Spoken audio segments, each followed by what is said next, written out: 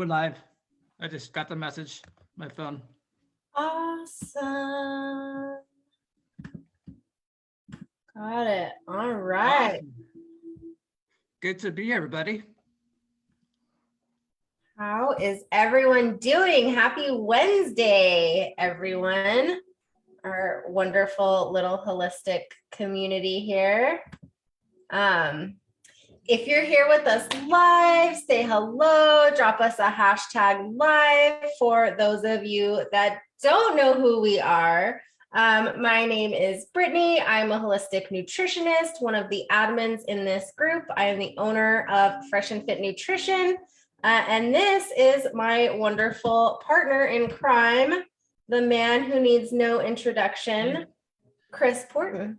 Thank you so much. Glad to be here. Brittany's doing an amazing job over the past, since September, I think it was, that we brought her upon. It's been great meeting, connecting with so many people within the group, and especially over the past 4, 5, 6 weeks or so, doing these Wellness Wednesdays. Most of January was about different aspects relating to gut health, immune support relating to gut health. I believe we did a stress, sleep, and supplementation. Last week, we did different ways to support mental health, both from a nutritional perspective in addition to the lifestyle perspective. And today, we're going to talk about inflammation. And the cool thing is, a lot of what we have spoken about over the past, since the new year or so, is going to all relate to what we were talking about today. So it's just not like you're going to be tested on it, but it's going to be similar concepts. So we're going to really make holistic health and well-being as simple as possible without making it too technical, where like, what do these guys just talk about? When it's not a science class per se. We could get into the deep science, but most importantly, we want you to understand it and be able to take it into your daily life and not be confused about what the hell did they just talk about. Absolutely. And I know you kind of help me rein in my sciencey brain there, because I do get really interested in the science, and I know some of you do, but I do try to keep it simple and easy to understand, and bring to you guys like studies that like show why this information is important and that validate this information and back up this information. So good balance of both. Yeah, absolutely. Balance, some stories, some anecdotal evidence, and then, some studies as well to back up what we're talking about. So I will go ahead and share my screen and we will get into inflammation. It really is, you guys, like it is the silent killer. Actually, hold on, let me do this real quick. Let me change our view. Okay. There we go. Okay. Perfect. Now that we are set here. Okay, so inflammation, you guys, is at the root of every chronic disease that we are facing right now. What is it, for one, and what causes it? So it's a part of the complex biological response of body tissues to harmful stimuli like pathogens, damaged cells, irritants, and it's a protective response involving immune cells, blood vessels, and molecular mediators. And there are two types of inflammation, acute and chronic. And acute occurs when you bang your knee or cut your finger. Your immune system dispatches that army of white blood cells to surround and protect the area, creating visible redness and swelling. And the process works similarly if you have an infection like the flu or pneumonia. So in these settings, inflammation is essential. Without it, injuries could fester and simple infections could be deadly. But chronic inflammation, that can also occur in response to other unwanted substances in the body, such as toxins from cigarette smoke or an area of excess of fat cells, especially in the fat in the belly area.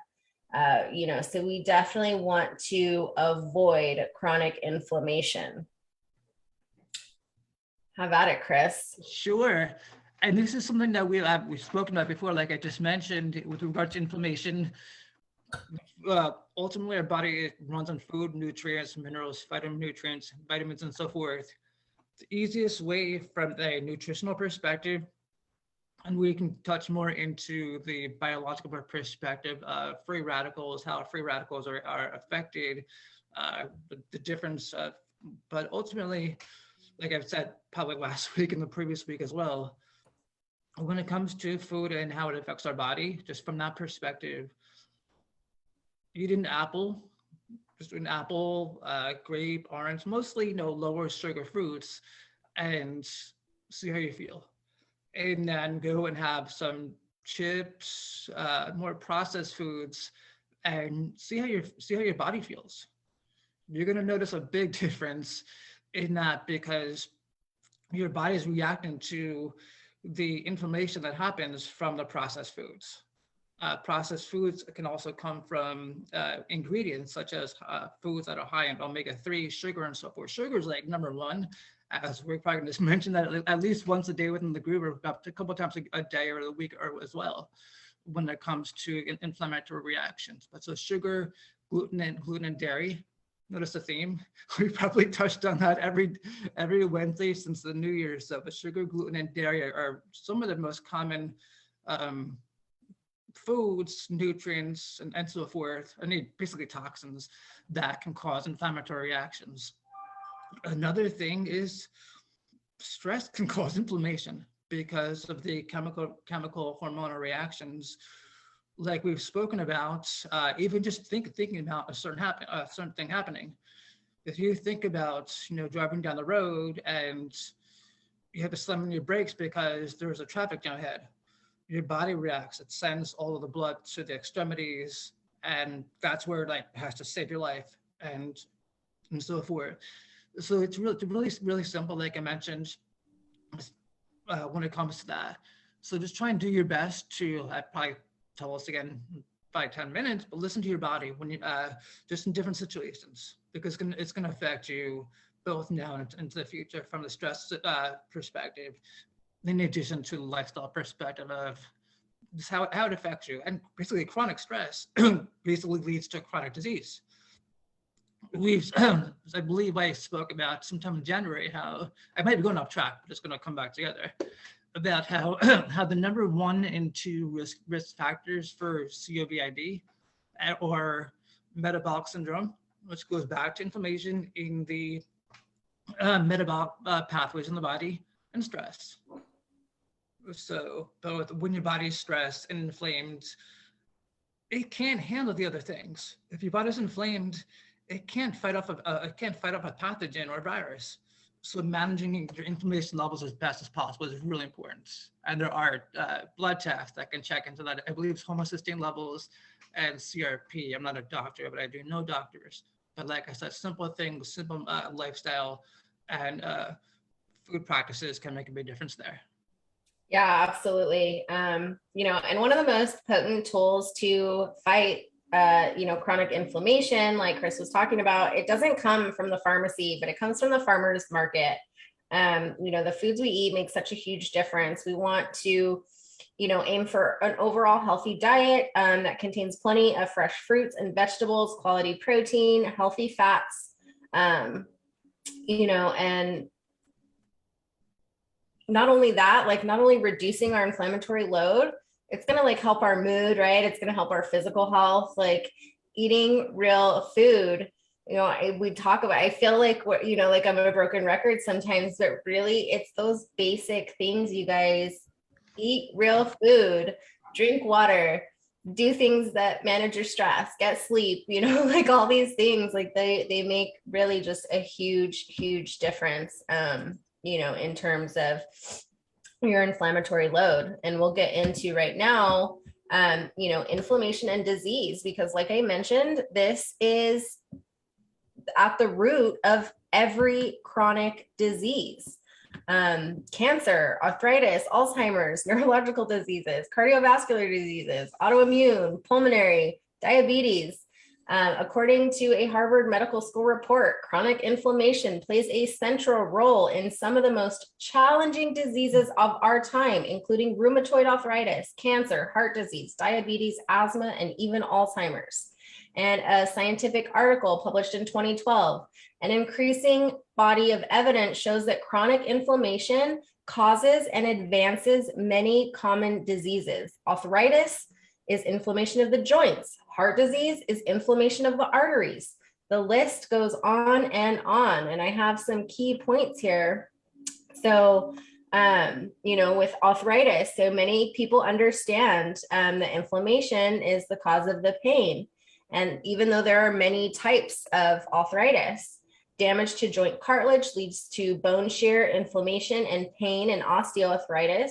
In RA, a chronic autoimmune reaction turns inflammatory immune cells against the body. And people with rheumatoid arthritis have twice the risk of developing heart disease compared with people who don't have arthritis. And so that's one example of how these inflammatory disorders are related to each other. Coronary artery disease. So like Chris was talking about, C-reactive protein or CRP, that was developed in the late 90s and helped shape the current view of inflammation in heart disease. CRP is both a marker and promoter of inflammation. This test is far more sensitive than previous CRP tests, and it can measure subtle low-grade inflammation that cannot be felt in terms of tenderness, swelling, or pain. Numerous studies have shown that elevated CRP levels indicate a high risk of coronary artery disease and heart attack. Chronic inflammation also increases the risk of arterial plaque breaking off and causing a clot. Then we have, so this is my little term for this, pre-diabesity, right? This is, so we're pre-diabetic and obese. So once the high sensitivity CRP test came to be available, other researchers began using it to measure low-grade inflammation in people with other diseases. Early on, they noted that obese individuals had elevated CRP levels, as did people with type 2 diabetes. In obese individuals, fat cells, particularly those around the belly, secrete CRP and other inflammatory substances. Those same fat cells also attract other types of inflammation-promoting immune cells. Meanwhile, in diabetes, high blood sugar leads to increases in inflammation and CRP. This is why obesity is a prime risk factor for diabetes. And in both diseases, they're leading risk factors for heart disease. So they're all, and the central theme is they're all inflammatory diseases. Metabolic too, obviously. Yep, absolutely. Yeah, absolutely. Even periodontal disease, so like gingivitis or inflammation in your gums, that can persist after a bacterial infection below the gum, and if left untreated, it leads to periodontitis. Say that 5 times fast, which causes the breakdown of bone that forms the teeth. Dentists focus on oral hygiene like flossing and brushing, but it's also important to curb systemic inflammation. People with this disease have higher risk of developing heart disease, likely because, again, both diseases share common underlying causes, inflammation. Autism is another one, one of the most recent to be linked to cerebral inflammation. Researchers at the University of Arkansas have reported that high levels of inflammatory substances are found in the brains of autistic children. The more of these substances, the more intense the autism symptoms. In a Danish study of 700,000 children, researchers found that a mother with rheumatoid arthritis increased her child's risk of autism by 80%. Yet another link to inflammation. Similarly, a mother with celiac disease had a 350% greater risk of having a child with autism. The growth of autism roughly parallels that of asthma, another now common inflammatory disease in children. The research is consistent with other studies showing brain inflammation in multiple sclerosis and depression. We have cancer. According to Dr. Bruce Ames, a leading cell biologist at the University of California, Berkeley, 30% of all cancers result from chronic inflammation or infection. And the latter, those infections cause an inflammatory response. So chronic inflammation generates destructive molecules called free radicals, which can cause cell mutations. The tumor microenvironment is largely orchestrated by inflammatory cells. Inflammation also plays a role in breaking down tissues, enabling cancer to spread, and promoting muscle wasting. Many alternatively minded physicians use nutritional therapies as an adjunct to conventional treatments, and these nutrients tend to have anti-inflammatory effects. All right, there's my science. I'm done. I'll touch into a little bit of what Brittany was saying, in addition to touch on emotional inflammation too. Would actually care back to a post I put up yesterday, but with related to the free radicals. I've seen, I probably have posted it before, but there is a graphic of what a healthy cell looks like in a petri dish. And okay, so it looks great, cells are doing great, they're healthy, things are working out pretty well, they know what to do. And then there's next to it is a picture of the same cells, but after they were given toxic inflammatory foods. They're like blobbing globs, they don't look as healthy as they were. And then to the right of that picture is those what happens to those cells after you give those cells antioxidants to basically quench the free radicals damage that was happened. So okay, you go and enjoy yourself, you have the steak, you have, I know you like steaks, Brittany, I apologize, just using the steaks and some say fries and fried food. You'll see if something happens similarly in the petri dish, that they might be affected a little bit, but after you put the antioxidants in there, they become healthier. The antioxidants, they are able to kind of neutralize the damage that happens there. And I'll try and find it again and post it, but that really shows the importance of incorporating antioxidants, both from food, which is essential. We will say that every day for the rest of our lives, but sometimes also incorporating additional antioxidant support from supplements can be beneficial that you can get from food alone. So, and then also emotional inflammation. What does that mean? I first heard about it, I think 2 years ago, and it just makes sense working with an energy worker. And she was other side of the country, or the side of the continent, but she realized she's like, you have some emotional inflammation in your shoulder. And I'm like, okay, that's interesting. What does that mean? So it was coming from because I was feeling I had the weight of the world in my shoulders, which is causing stress in my shoulders, than maybe another part of my body. So, and then we've probably also heard the phrase, not heartburn, but heartbroken. Okay, so we go through a breakup, whether it's you lose a job or in your relationship. And there have been situations where you lose your partner dies in your marriage or whatever, and you're so used to being with them, they're actually your heartstrings, they're literally our heartstrings that are broken, because you're so used to being with the love of your life for 50, 60 years, those heartstrings are broken, and you can literally die from that. And I believe it was Carrie Fisher 2 or 3 years ago, maybe 4 years ago. I think her and her mom died within like a pretty short amount of time because they were so close. So emotional inflammation is real. And I was talking about leading to how important a career is to our holistic health and well-being. Interestingly, one of the most common times for a heart attack is between 6 and 9 a.m. on a Monday morning. So, okay, so even if you're living a healthy lifestyle, you're eating some good foods, things are working out for you, you're active, but if your job sucks, it's draining the life out of you, that food is looking to do so good, and it might cause a heart attack, even if other things are pretty well in gear. So that's real. The emotional inflammation is real. And again, it can come from career, which it can either drain us or put life into us. Brittany and I can do this all day, all night, relatively speaking. We don't want to do a 12 o'clock at night, but this is what we love to do because we're passionate about it. But if your career is draining you, it's probably going to cause some emotional inflammation, or there are other studies and a lot of reports saying that our different organ systems hold emotions. I believe it's kidneys are fear, liver is anger, heart is, I'm not correct about all of them, but you get the point. That emotional inflammation is real. And if you're going through a breakup or you're not sure what's going on with your life, or you need direction, it's going to have effect on your body in one way, shape, or form.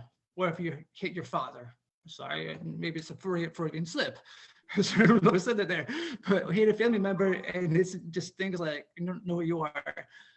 That's why holistic approach is really important again, because we're not just the nutrients we eat. We can eat all the healthy foods we want, but we need to be a whole person more than that.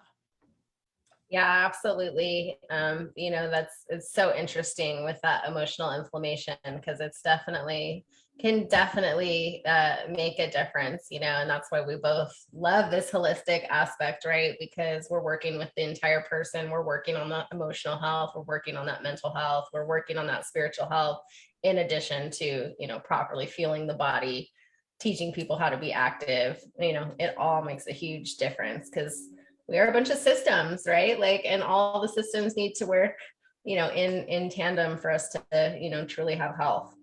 Just like vitamin C connection. We'll say it again. Vitamin C connection is important as apples and oranges are.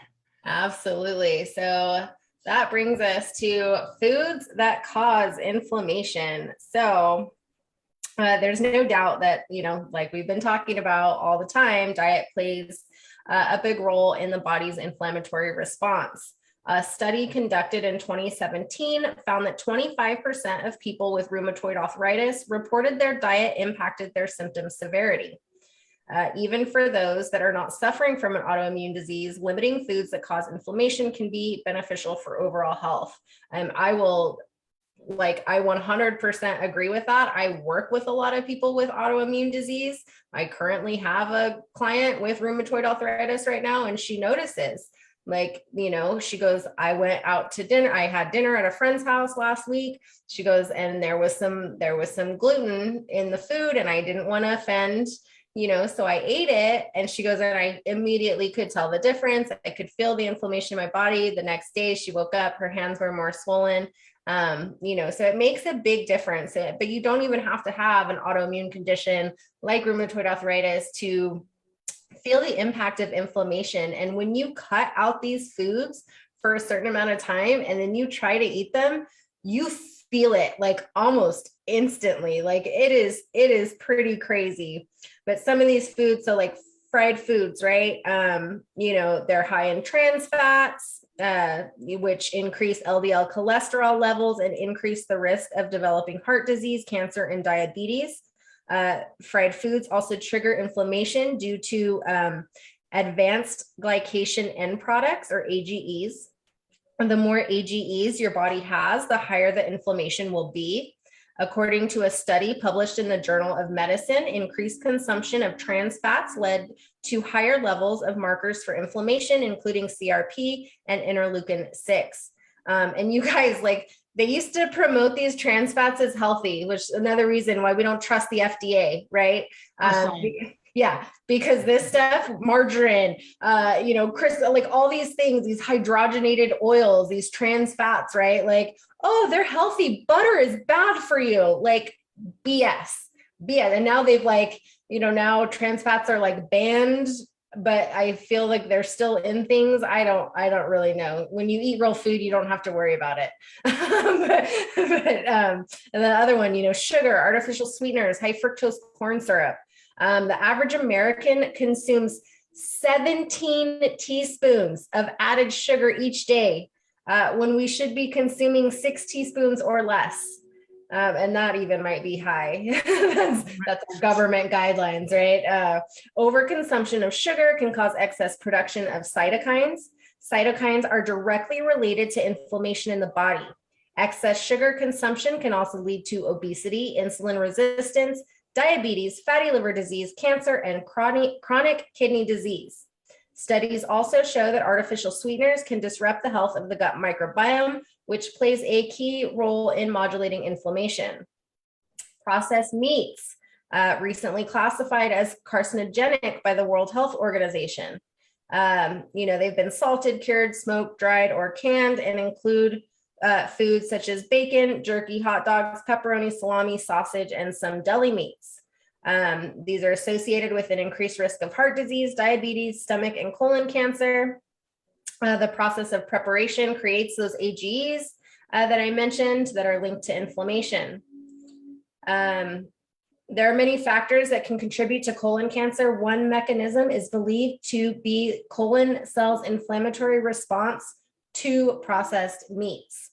And I will have I will buy some lunch meat turkey, some lunch meat chicken, and I will have that as a snack every once in a while. But it's rare and I get the high quality stuff, right? So we don't want the cheap, what are those my dad used to get them, the bunny packages, they're 75 cents for a package of lunch meat. That's not good, guys. That stuff's going to be really inflammatory. And we have dairy, like we've talked about a lot. It can be problematic for many people. Our bodies just really aren't good at digesting the proteins, lactose, the sugar lactose and the protein casein found in dairy products. That's especially true if there are digestive issues. These proteins lead to chronic inflammation if they continue to be consumed.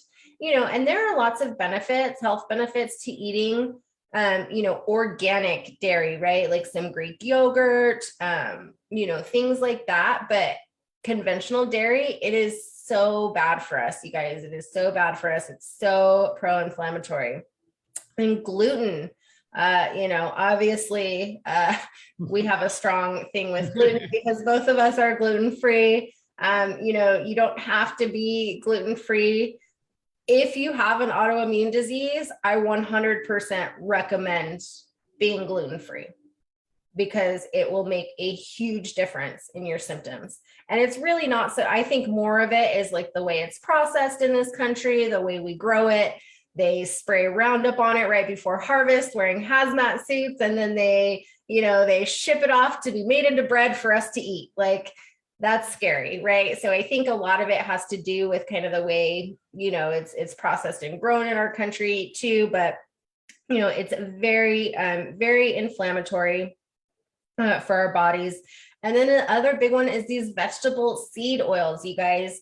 These are horrible. They are so high in omega-6s, and that messes up our balance of omega-6 to omega-3. Omega-3s are anti-inflammatory. Omega-6s are very pro-inflammatory.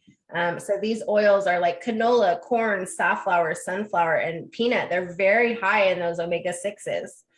We need them more of the ratio that we need, omega-6 to omega-1, 1-to-1 and 1-to-4 at most, omega-3 to omega-6. But instead we're getting more of a 1-to-27 ratio. That's why we're all so inflamed. And then we're consuming these conventional meats, right? The cheap chicken, the hamburger meat, all of that stuff, not these grass-fed, pasture raised animals. And they're extremely inflamed because they're being fed all these grains that are high in omega-6s, and that just passes right on to us. So, really focusing on, eliminating these seed oils, eating out less. Because even if you pick healthier items, when you're eating out, all the restaurants use these seed oils. They're all using these canola oils, peanut oil, whatever. And you can feel that difference in your body. I know that when I eat out sometimes, even if I make a healthy choice, I can tell. I'm feel a little inflammation, in my gut there because of those oils that they use. And other things to look out for on this list, any processed foods, these refined carbohydrates, trans fats, like I mentioned, alcohol, excessive alcohol, meat from animals, fed a green diet, these artificial additives, preservatives, colors, and flavors, and then saturated fats, not from healthy sources though. So good sources of saturated fat would be like, from your grass-fed meat, your pasture-raised meat, from coconut oil. And so many people, like, fats have a bad rap. Saturated fats from healthy sources are amazing for our health. We absolutely need them. They make up the membranes of every cell in our bodies. But we don't want those bad, nasty fats from processed foods. Nuts, I believe, just to confirm too, nuts, almond, cashews, as long as you can eat them, obviously, because if you're allergic, stay away. But I believe we spoke about this last week. If you look at little walnuts, what does it look like? They're actually pretty cool how some fruits, vegetables, and healthy foods look like body parts. Like, I think it's tomato looks like a lung, and walnuts look like your brain, essentially. And it all works together from that. It's pretty cool how, like, God put it, universe put it in the earth, and it looks like our body part. So it's like a match game. You match this with that, it's going to support this. Yep. Yeah. Pretty amazing that, all these things are like connected. It almost makes you think that we have this creator that like knew what we needed, right? Okay, match the walnut to your brain. Exactly. So that brings us to these foods that fight inflammation. You want to continue talking about some of these foods, Chris? Sure, and it goes back to I don't mean to beat a dead horse. I apologize for horse lovers. Horses are great, but just kind of beat it. But this is what we spoken about: foods from God's green earth, green earth, such as green leafy vegetables. It's a good source of magnesium. I love just having a nice. It kind of sounds silly, but sometimes my body will crave some leafy vegetables at night or the morning, and I'll just have that as part of my quote unquote break the fast. I sensitive to sugar as it is, so I don't do anything really too high in sugar or starches at all, but especially in the morning because I don't want to spike the blood sugar. Green leafy vegetables are great. Berries, again, that's a good source of antioxidants, like we were spoken about a couple minutes ago. Antioxidants actually help neutralize the effect of free radicals. And I just want to mention too is from a similar perspective, I think you mentioned AGEs, even something as simple as charred steaks or chicken, like the black char in that, can cause inflammation. Yep. And if possible, like when you go to a restaurant, that's all they have, just try not to think about it and eat and enjoy it. But I was at Whole Foods getting kind of pre-cooked chicken, and the guy was like, "Which one do you want?" I was like, "Those two in the front that don't have too much black on it, because that black is charred, and it's not going to sit well with your body. If you have the choice, try and stay away as best as possible from the charred, meats, charred chicken and stuff. It shouldn't be there." Again, back to olive oil. Great source of omega-3s, healthy fats, awesome for your heart, really good for your brain as well. I believe our brain is 60, 70, maybe 80% fats. And that's why our brain also enjoys healthy fats like almonds, cashews, and so forth. And walnuts, like we mentioned, that look like our brain. Source of nuts, avocados. I've never got into avocados, but they're great for you. I should probably try them again. Turmeric as well. It's really potent anti-inflammatory. And I mentioned it often when someone says, what should I take for inflammation or to support joint health or whatever's going on? Turmeric is awesome, specifically for that concern. Just a little note for joint health: turmeric and glucosamine together are amazing. And I have heard some pretty cool stories of really reducing or minimizing, even getting off of arthritis medications and so forth. Can't make any claims, but it helps out. And citrus fruits, like we talked about, oranges, apples, and so forth, they're all really beneficial. The most importantly, these foods really don't have a label, except a barcode, but they don't have like 20 ingredients on them. Just get it from the earth, and your body will thank you. Yeah, absolutely. This list could be extended greatly with, whole natural foods, right? Broccoli, peppers, tomatoes, beets, garlic, onions, tart cherries, green tea, mushrooms, grapes, dark chocolate, bok choy, celery, pineapple, bone broth, coconut oil, chia seeds, flax seeds, carrots, sweet potatoes, just some of the other foods that provide these anti-inflammatory benefits. So if you see a pattern there, it's real, whole, natural foods. Those are going to fight inflammation. And just to touch on some of these things, I wanted to mention when Chris was talking about how these certain foods resemble, different body parts, like kidney beans, actually really good for your kidneys, and they're shaped like a kidney. Avocados are actually great for your ovaries. They look similar to a woman's ovaries, right? So I just find that very fascinating, very interesting. But really what it comes down to, guys, is just eating a real whole foods diet. We want to avoid those boxes, bags, and barcodes, all of those man-made things. That's why we're so sick, you guys. We are sicker and more unhealthy and more overweight and more inflamed than we have ever been.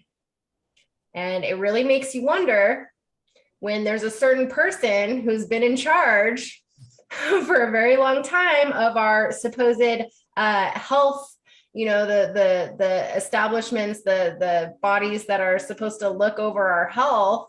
This person has never even seen a patient ever, and they're making rules, and they're also making a lot of profit.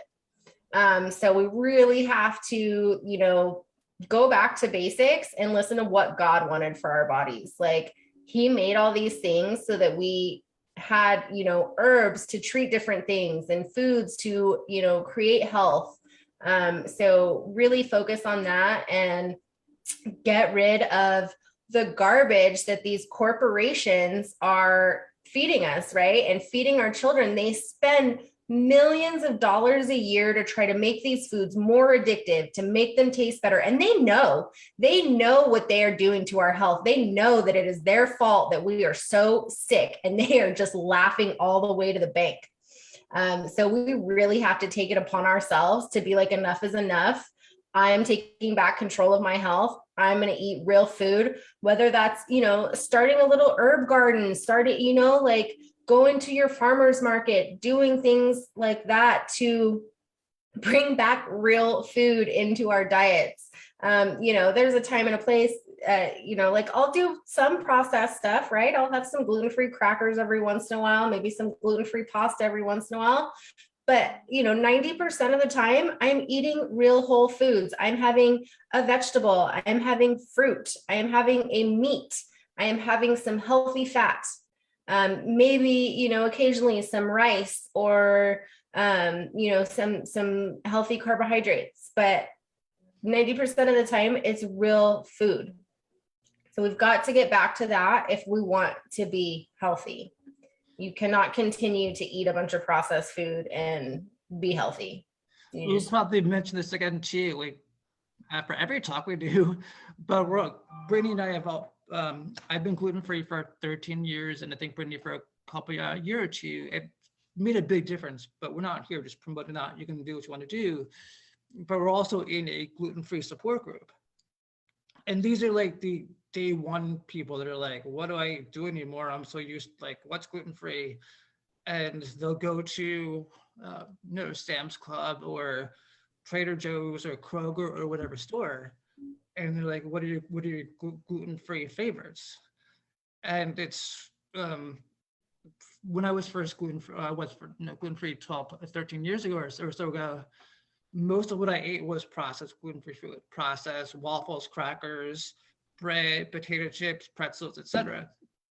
And then I later realized that basically all of those quote unquote gluten-free foods are basically as bad as the original offenders, not use the word offender, because they're using inflammatory ingredients such as potato starch, rice flour. They've got 13 ingredients in there. You don't know what the hell they are. Yeah. And then when I transitioned more to a whole foods approach in 2000, I think it was 10, 11 or so, I was like, whoa, this is pretty cool. I'm actually full.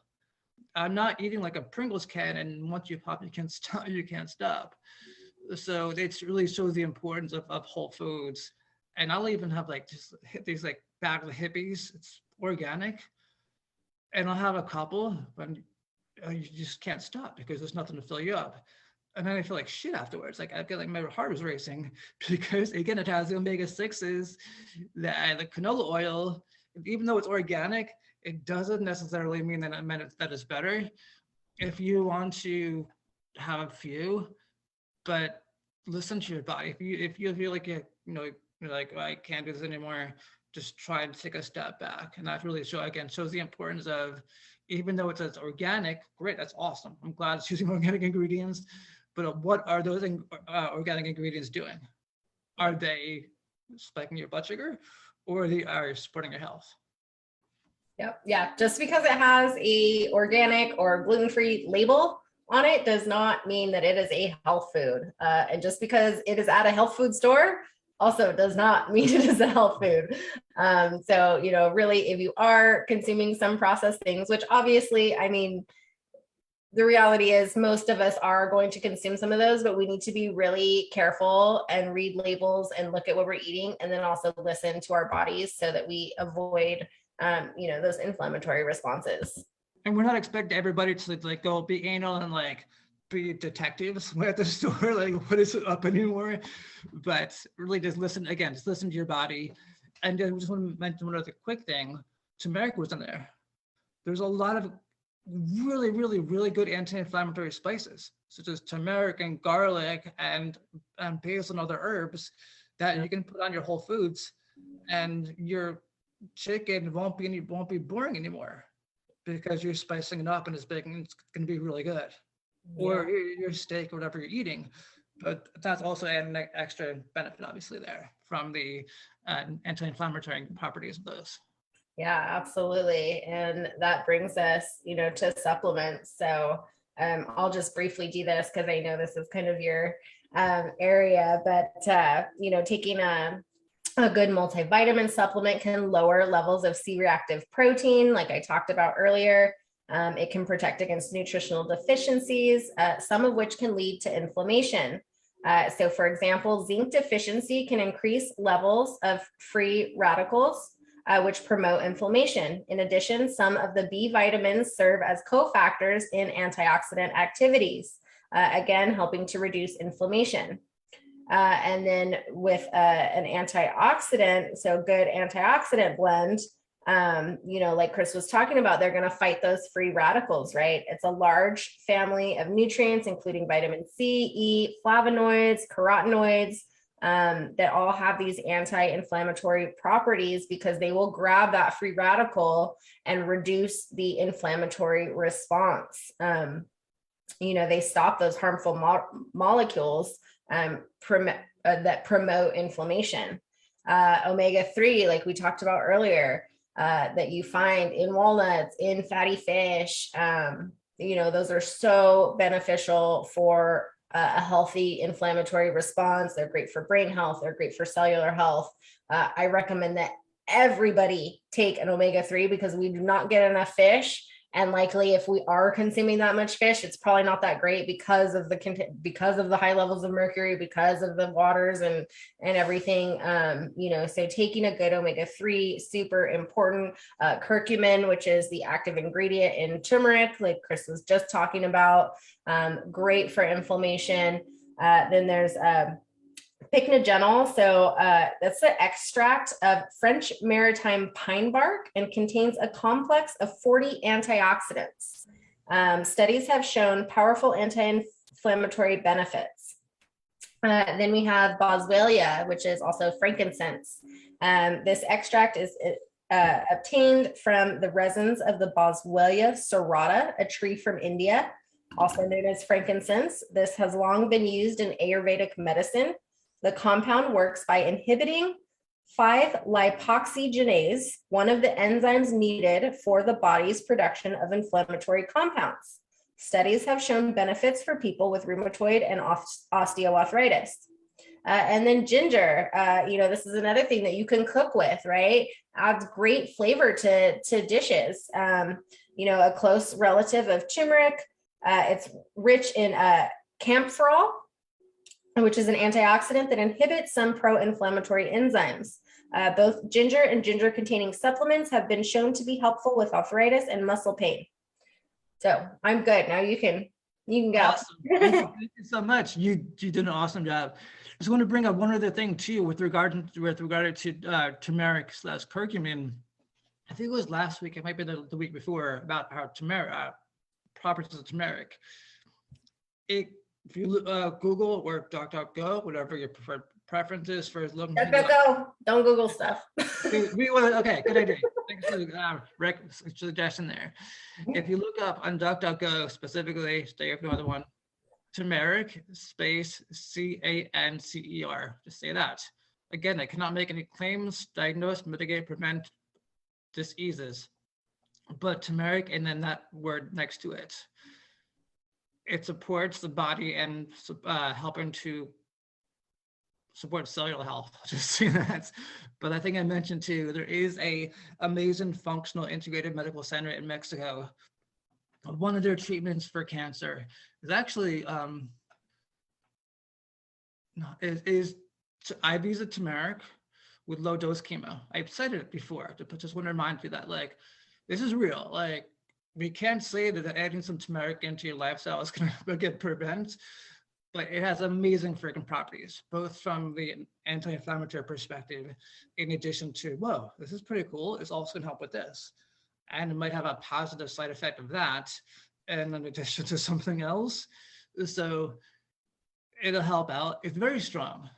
It's both smelling and like on the counter, like your clothes. So maybe like just watch how you cook with it. But it's really powerful, turmeric. I mean, I love putting on chicken, different vegetables and stuff. I'm very creative and I just kind of improvise as I go. But again, turmeric and curcumin are very potent anti-inflammatory. And you can just both use it from the spice form.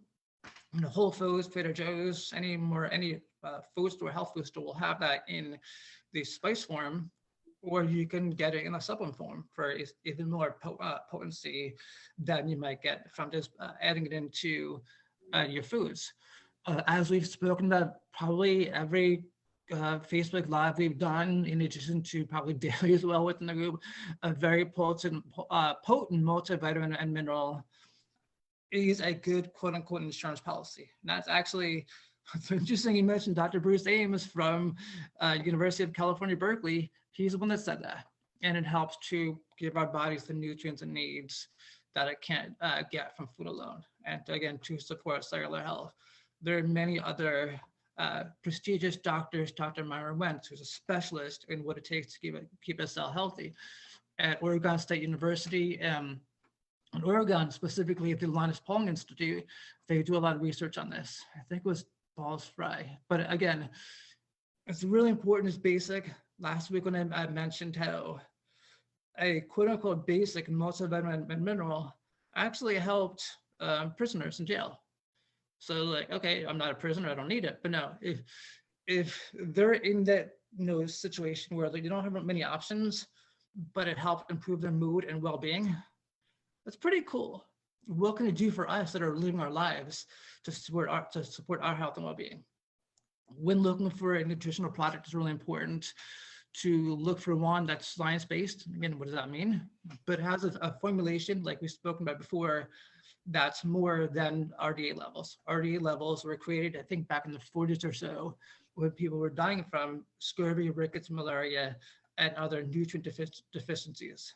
So now we have much more dangerous things like cancer, diabetes, Alzheimer's, which are inflammatory reactions to our lifestyle and toxic environments.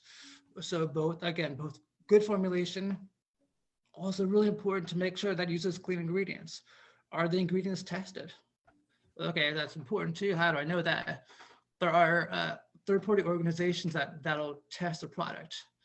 So a company can say they're the best product, but like any other thing, like Ford is going to say they're better than Chevy. Chevy's going to say they're better than Ford. But you want to make sure that a third-party organization can back it up. There's probably 10 pizza places in your town. Again, everyone's going to say they're the best. You want to make sure that there's third parties backing it up, such as ConsumerLab.com, which is a third-party testing organization. And there are companies that will stand by that. Omega-3s as well, really important for brain health, heart health, anti-inflammatory properties, even after workouts. And omega-3 fish oils is great after workout. Ginger is awesome. Another really interesting one is grapeseed extract. I know people who use it if they have autoimmune concerns. And because it's water soluble, the body uses what it needs, excretes the rest, and you can basically take it not as much as you want, but pretty decent amount per day, because again, it's water soluble. Your body doesn't store it as fast. It's going to use what it needs, and then you can kind of take it as you need to. The grapeseed extract is also a really cool has antihistamine properties. So during allergy season, you can go to Benadryl, you can fall asleep, or you can take something more natural, such as a grapeseed extract with vitamin C as well, which also has anti-inflammatory properties. It can be overwhelming to choose a multivitamin mineral. I'm actually in the process of putting together a resource document with Brittany, who's going to share some additional resources as well within it for companies we trust. We trust our clients, to ourselves. For ourselves, because we understand it's overwhelming. I've been in the field for 17 plus years, and even going down the vitamin aisle at a health food store, it's like, which way is up anymore? But there are companies that we trust that stand by their products, that are third party trusted. One of the companies, I'll say this much, there's probably 250 plus, I don't know exactly, athletes that are using the products in this winter's Olympics, and over 4,000 Olympic and professional athletes that use them around the world. So as a couple hours, we'll get updates on 4 medals, but that's besides the point. Also, quality is important when it comes to nutritional products, because there are consumer lab studies showing, I think like 44% of the products tested in one of their research study didn't break down. So it's like, you want to make sure you can back up what you're taking for your family, for your health, especially also for prenatals, because you want to support your baby's health, your health. And again, there are studies showing that not all prenatals break down. So we can certainly help you out with that as well. Yeah, absolutely. If you guys have any questions about supplements or anything, Chris has a lot of experience. He's been in the industry for a long time and, understands and knows. I also used to work with supplements, and I am familiar with a host of different companies. As Chris knows, I'm very particular about my supplements, what I recommend to my clients, and things like that. So there are definitely, things to look out for in terms of quality and stuff like that. So, feel free. And Chris is putting together, that resource, for everyone in the group, which I think will be really beneficial. So yeah, that's it. You got anything else for everyone, Chris? I think it really goes back to the basics, like we talked about. In addition to, we've talked about so much with nutrients and what causes inflammation, but great to know, and also what to not prevent but manage it from the food and supplement perspective. But lifestyle, stress happens. Exercise is really important. So whether it's if you have some light weights at home, if you have a gym accessible, or even spending time in the sun, being active in one way, shape, or another, it's getting your body moving. It's going to help support your hormones, energy levels overall. So really being active as well is going to be a benefit from an exercise and basic perspective too.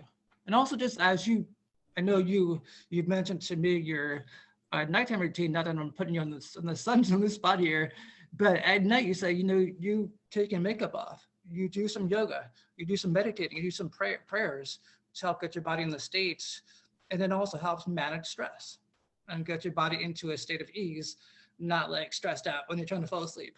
Yeah. So that can be very beneficial as well. Yeah. I got a whole morning routine too. Got to start my day off right. There we go. In a calm state of mind, filling my cup so that I can continue to pour into others. Got to put my oxygen mask on first. So self-care is super important, and that helps with stress and inflammation and all those things. So In the beginning, we spoke about how there is emotional inflammation. So in order to manage stress in life situations, you need to find ways to kind of balance it out, whether it's doing some yoga, breathing, walking outside, exercising. I was like, had a busy morning, and then just to get myself ready for, for this, when it's psyched up, I did a short 10-minute workout and I felt a lot better. So that helped get me back into a state of ready and excitement for this. So simple things like that too. awesome. Well, thanks everyone. Let us know. Let me see. Did we have any? No, we didn't have any questions, but Charlie, looks like Charlie tagged Awesome. Lily here. So yeah, guys, watch this, and let us know if you're watching the replay. Drop us #replay. Feel free to reach out to either one of our messengers, and you can message us, individually, or ask questions within the group. Put your questions down on the thread here, and we will talk to you guys very soon. I hope everyone has a great rest of your week. Sounds good. Talk to you guys soon. Bye.